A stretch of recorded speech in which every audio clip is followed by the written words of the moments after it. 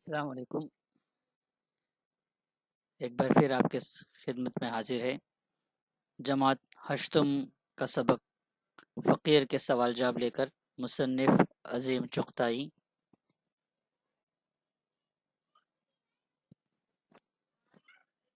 یہاں پر سرگرمی شروع کرتے ہیں۔ سبق کا بغور مطالعہ کر کے ذیل کی سرگرمیوں کو مکمل کیجیے۔ مائے تیرے بیٹا ہوئے یہ صدا لگانے والے فقیر کا حال بیان کرنے کے لیے خاکے میں مناسب لفظ لکھیے۔ یعنی یہاں پر آپ کو خاکہ دیا ہوا ہے، اس میں صدا لگانے والے فقیر کا حلیہ بیان کرنے والے الفاظ لکھنا ہے۔ تو یہاں پر 4 آپشن ہیں۔ تو پہلے اس میں فاقہ زدہ، دوسرے میں ضعیف العمر، تیسرا چھیتڑے لگائے، چوتھا بے بسی اور بے کسی کی زندہ تصویر۔ یہ ہمارا پہلا خاکہ مکمل ہوگا۔ دوسرا ذیل کا شب کی خاکہ مکمل کیجیے۔ پھاٹک میں داخل ہونے والا فقیر گلے میں مالا ڈالے، موٹا سا فقیرانہ ڈنڈا، فقیرانہ لباس، گلے میں جھولی، ہاتھ میں چمل، تہبند باندھے ہوئے۔ تو یہاں پر پہلے اوپر کے حصے میں صدا لگانے والے جو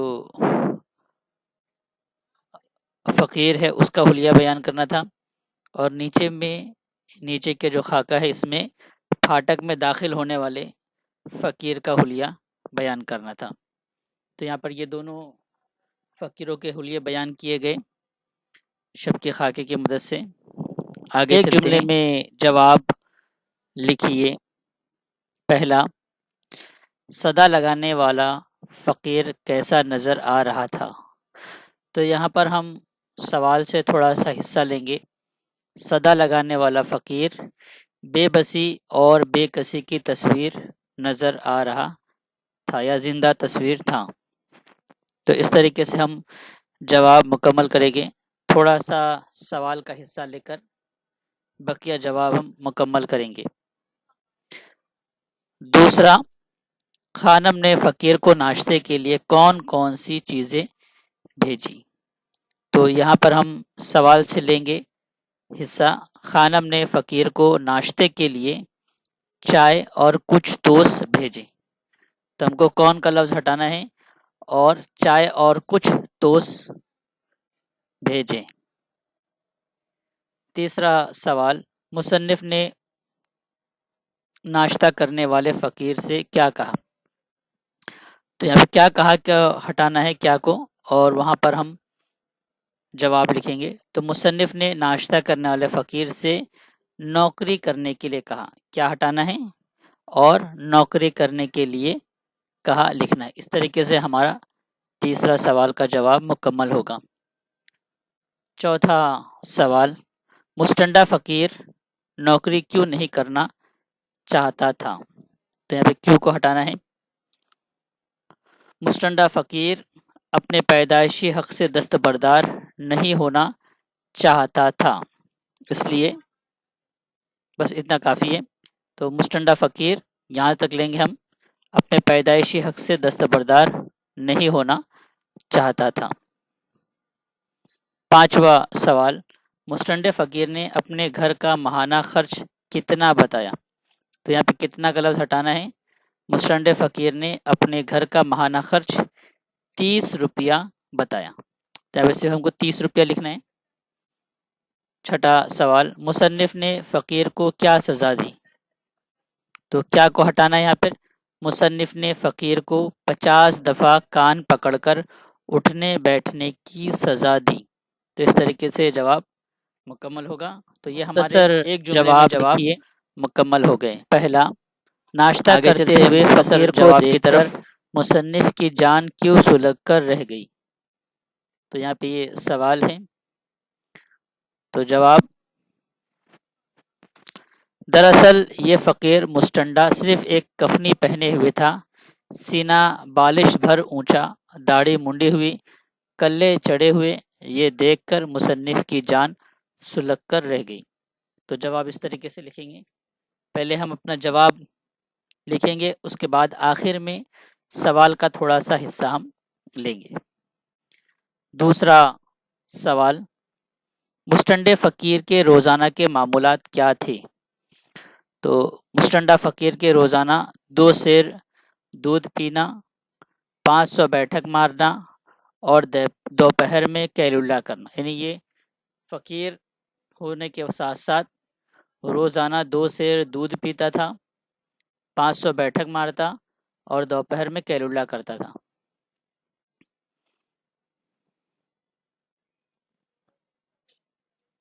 تیسرا سوال، مستنڈا فقیر کس شرط پر فقیری چھوڑنے کے لیے تیار تھا؟ جواب، مستنڈا فقیر نے اسرت کی شکایت کرتے ہوئے 30 روپے ماہوار کا گھر خرچ بتایا اور قائل ہو کر کہا کہ اگر کم و بیش کسی روزگار میں اتنی کمائی ہو جائے کہ تنگی ترسی سے بھی گھر کا خرچ چل جائے تو فقیری چھوڑنے کو ابھی تیار ہوں۔ تو یہاں پر تیسرے سوال کا جواب یہ آئے گا، مفصل جواب لکھیے۔ تو یہاں پر ہمارے مختصر جواب مکمل ہوئے، آگے چلتے ہیں مفصل جواب کی طرف۔ پر خانم نے فقیر کی تواضع کس طرح کی، سبق کی روشنی میں تفصیل سے لکھیے۔ تو یہاں پر جواب مفصل لکھنا ہے۔ خانم نے فقیر کا نام سن کر جلدی جلدی توسوں کو انگیٹھی پر سینکا، ایک پیالی میں بہت سا دودھ ڈال کر چائے بنا دی اور سینی میں 4 پیسے رکھ کر لڑکے کے حوالے کیا اور کہا کہ برآمدے میں بیٹھے فقیر کو دے دے۔ تو اس طریقے سے یہ ہمارا جواب مکمل ہوگا۔ دوسرا سوال، مستنڈے فقیر کو دیکھ کر مصنف کی طبیعت پر کیا اثر ہوا؟ مصنف کا رد عمل لکھیے۔ تو مصنف چائے پی کر باہر نکلا تاکہ فقیر کو گرم کپڑے میں دیکھ کر راحت اور خوشی محسوس کر سکے، لیکن جب وہ مصنف باہر پہنچا تو دیکھا کہ ایک ہٹا کٹا انتہائی مضبوط فقیر ڈکارے لے رہا ہے۔ مصنف کو دیکھتے ہی فقیر مصنف کو دعائیں دینے لگا۔ یہ سب دیکھ کر مصنف کی جان سلگ کر رہ گئی اور اس کے جی میں آیا کہ فقیر کا منہ ہی نوچ لے۔ تو یہاں پر یہ مفصل جواب مکمل ہوتے ہیں۔ مندرجہ ذیل محاوروں کو اپنے جملوں میں استعمال کیجیے۔ یہاں پر ہمیں جملوں میں استعمال کرنا ہے۔ تو پہلا ہے راہ کھوٹی کرنا، نہ کرنا، راہ کھوٹی نہ کرنا یعنی دیر نہ لگانا یا دیر نہ کرنا۔ تو اچھے کاموں کو کرنے کے لیے راہ کھوٹی نہیں کرنا چاہیے۔ تو اس طریقے سے ہم جملوں میں استعمال آسان انداز میں کر سکتے ہیں۔ پھر دوسرا محاورہ، کھایا پیا خون ہونا۔ کھایا پیا خون ہونا یعنی ہضم ہونا، یا یہ کہو کہ ضائع ہو جانا۔ جیسے اس کی محاوروں کو جملے میں استعمال یہ کریں گے کہ ہوٹل میں کھانے کے لیے گئے، لیکن جیسے ہی ہوٹل کا بل دیکھا تو کھایا پیا خون ہو گیا۔ تو اس طریقے سے ہم جواب لکھ سکتے ہیں اور جملوں میں استعمال کر سکتے ہیں۔ جان سلگ کر رہ جانا یعنی بہت زیادہ کڑنا، جلنا کڑنا یا بہت زیادہ بے چین ہو جانا کے معنی میں آتے ہیں۔ جیتی بازی ہارتے دیکھ کر میری جان سلگ کر رہ گئی۔ اس طریقے سے ہم لکھ سکتے، یا ہم اس طریقے سے لکھ سکتے کہ ٹیم انڈیا کی کرکٹ میں جیتی بازی ہارتے دیکھ کر جان سلگ کر رہ گئی۔ چوتھا، آڑے ہاتھوں لینا، برا بھلا کہنا۔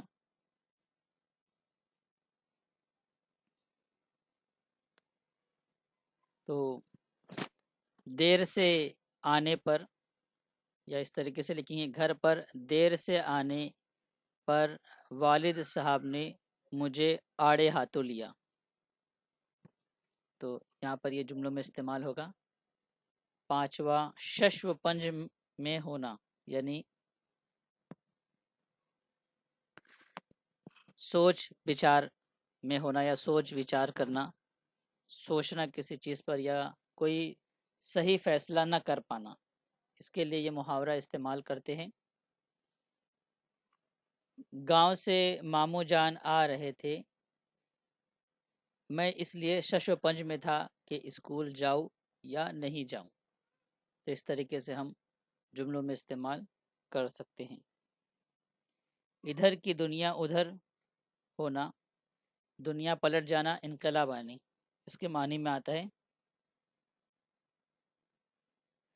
تو ہم اس کو جملوں میں استعمال کر سکتے ہیں کہ میں تو کھیلنے جاؤں گا ہی، دیکھیں چاہے ادھر کی دنیا ادھر ہو جائے۔ بے کسی اور بے بسی سے زندہ، یعنی ضد کرنے کے معنی میں ہم اسے میں خط لے سکتے ہیں۔ خط کشیدہ کی طرف بے، تو یہاں پر یہ لگا کر چار نئے مکمل الفاظ بنائیے، یعنی بے کسی اور بے بسی میں دونوں بے جو ہے کامن ہے، دونوں استعمال کیا گیا ہے۔ اسے سابقے کہتے ہیں، یعنی سابقے لاحق کے دو الفاظوں کا استعمال ہوتا ہے جس کی مدد سے مرکب لفظ بنتے ہیں۔ جو لفظ پہلے استعمال ہوتا ہے بار بار، جیسے بے یہاں پر استعمال ہوا ہے، پہلے لگا ہے، اسے سابقے کہتے ہیں۔ اگر بعد میں لگے گا تو اسے لاحقے کہتے ہیں۔ تو ابھی ہم کو بے سے چار نئے مرکب الفاظ بنانا ہے، تو اس میں بے معنی، بے زبان، بے جان اور بیکار، اس طریقے سے اور بھی بہت سارے الفاظ ہم بنا سکتے ہیں، مرکب لفظ بنا سکتے ہیں۔ آگے چلتے ہیں۔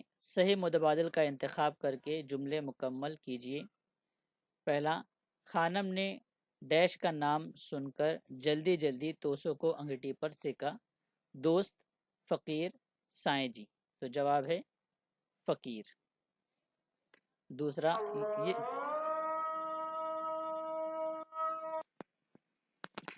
تو دوسرا ہے، یہ مستنڈا صرف ایک سینہ کھلی ڈیش والی کفنی پہنے تھا۔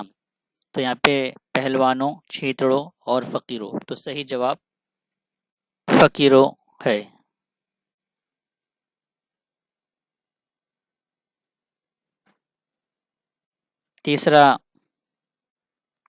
تیسری خانہ پوری، میں نے دو لفظوں میں فقیر کی ڈیش بیان کی، ستم آرائی، کہانی، روداد۔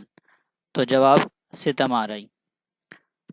چوتھا، خیر سے خود حضرت دو سیر دودھ ڈیش نوش کرتے ہیں، تنہا، روزانہ، یومیہ۔ تو جواب یومیہ ہے۔ پانچواں، فقیر نے غصے کے ڈیش میری آنکھوں میں دیکھے، شعلے، انگارے، ڈورے۔ جواب شعلے ہیں۔ چھٹا، ہم دونوں دوست فقیروں کو ڈیش کہنے میں مشغول ہوئے، الٹا سیدھا، برا بھلا، سست۔ جواب برا بھلا۔ تو اس طریقے سے یہ صحیح متبادل کا انتخاب مکمل ہوا۔ اس کے بعد اگلا سوال، سرگرمی، درج ذیل جملوں میں مناسب علامات اوقاف لگائیے، یعنی یہاں پر رموز اوقاف لگانا ہے، جہاں پہ ختمیہ ہے، کوما ہے، واوین ہے، سوالیہ نشان ہے، تعجبیہ نشان ہے۔ ان نشانات کو لگانے کے لیے کو ہم علامت اوقاف کہتے ہیں یا رموز اوقاف کہتے ہیں۔ پہلا سوال، پہلا جملہ ہے، فقیر صاحب اس کے جواب میں بولے، اور گھر والوں کو زہر دے دوں۔ یہاں پر پہلا اس طریقے سے لکھنا ہے، فقیر صاحب نے اس کے جواب میں بولے، یہاں پر ہمیں کوما لگانا ہے، اس کے بعد واوین لگا کر، اور گھر والوں کو زہر دے دوں، یہاں سوالیہ نشان اور واوین کو ختم کرنا ہے۔ تو اس طریقے سے ہم پہلا علامت اوقاف لگائیں گے۔ دوسرا، تین سیر، بھائی تین سیر کا خرچ کیسا؟ تو پورا جو جملہ ہے یہ واون میں رہے گا شروع اور آخر تک کے. اس طریقے سے 3 زیر کے بعد ہم فجائیہ نشان یا تعجبیہ نشان لگائیں گے، کیونکہ یہ حیرت کی بات تھی. 3 زیر جہاں حیرت کا اظہار ہو رہا ہے، بھئی 3 زیر کا خرچ کیسا؟ یہ سوال ہے، اسی لیے ہم سوالیہ نشان لگا کر واون بند کر دیں گے. تیسرا جملہ، بس بس اب جاؤ، میں نے تو 50 دفعہ کہا تھا، زیادہ کیوں کی؟ تو یہ پورا جملہ واون میں رہے گا انورٹر کاما میں. بس بس یہاں پہ رکنا ہے، ختمیہ کا نشان.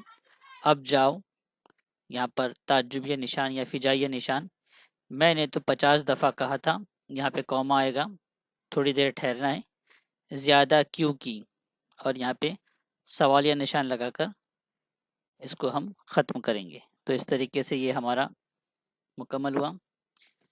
اس کے بعد زور قلم کا جو حصہ ہے اسے انشاءاللہ ہم آئندہ ویڈیو میں شیئر کریں گے انشاءاللہ، جس میں کس طریقے سے مضمون لکھنا ہے گداگری کے، اس کی وضاحت انشاءاللہ ہم نیکسٹ ویڈیو میں، اگلی ویڈیو میں ضرور کریں گے.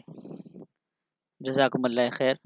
اگر آپ کو ہمارا یہ ویڈیو پسند آئے تو اسے لائک کریں، شیئر کریں، ہمارے چینل لرننگ ٹرکس کو سبسکرائب کریں. خدا حافظ.